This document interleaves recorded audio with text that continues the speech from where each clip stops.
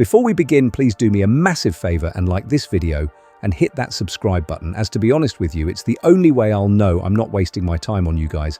There's way too many boxing channels out there, so we're all about bringing boxing from an unfiltered perspective. Eddie Hearn's behavior at the Bivol versus Beterbiev press conference was nothing short of a circus act. As usual, he couldn't resist turning the spotlight onto himself.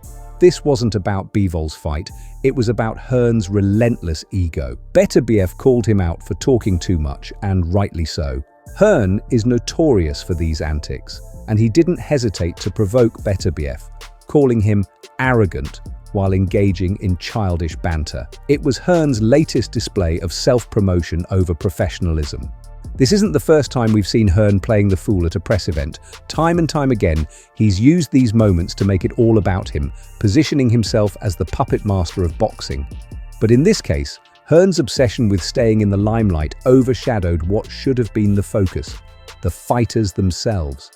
Let's not forget, this is the same Eddie Hearn who practically thrives on these sorts of ridiculous exchanges, treating press conferences like his personal soapbox. It's not surprising that fans, especially those more interested in personality than pugilism, eat it up. But for real boxing fans, it's exhausting. Beterbiev, a man of few words, handled the situation with a quiet dignity, something Hearn could learn from. When Beterbiev told him to switch on for Bivol, it was a reminder that Hearn isn't the one stepping into the ring. He's the loudest man in the room, but he's not the one fighting the battle. At the end of the day, Hearn's antics are nothing more than a distraction from the actual sport, and this press conference was a perfect example of why he's earned such disdain from purist boxing fans. They're tired of his never-ending quest for attention, tired of his need to be at the center of everything. The sad reality is that the mainstream boxing channels, with their army of loyal goons, continue to lap up Hearn's nonsense. The man could host a press conference for a lunch break, and there'd still be fans singing his praises. That's the level of blind following Hearn commands. But here's the truth: Hearn isn't the savior of boxing. He's not even good for the sport. What he's good at is promoting himself, stirring up drama, and keeping his name in the headlines. Sure, it sells tickets, but at what cost? It undermines the integrity of boxing, turning every press conference, every promotional event into a sideshow. So, for those of you out there mindlessly following Hearn, it's time to wake up.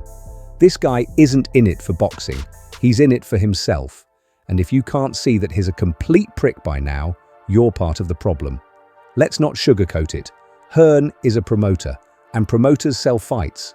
But the way he does it, it's cheap, it's crass, and more often than not, it's embarrassing. Watching him at the Bivol versus Beterbiev presser was a painful reminder of just how far Hearn will go to keep his name at the forefront, no matter how absurd he looks in the process. When will the boxing community stop letting Hearn dominate the narrative with his self-serving nonsense? The sport deserves better, and fans deserve better. We're here to watch fighters, not listen to Hearn talk endlessly about how clever he thinks he is. But until the mugs following these mainstream channels wake up, Hearn will continue to reign as the court jester of boxing, loud, obnoxious, and utterly irrelevant to what really matters: the fight in the ring.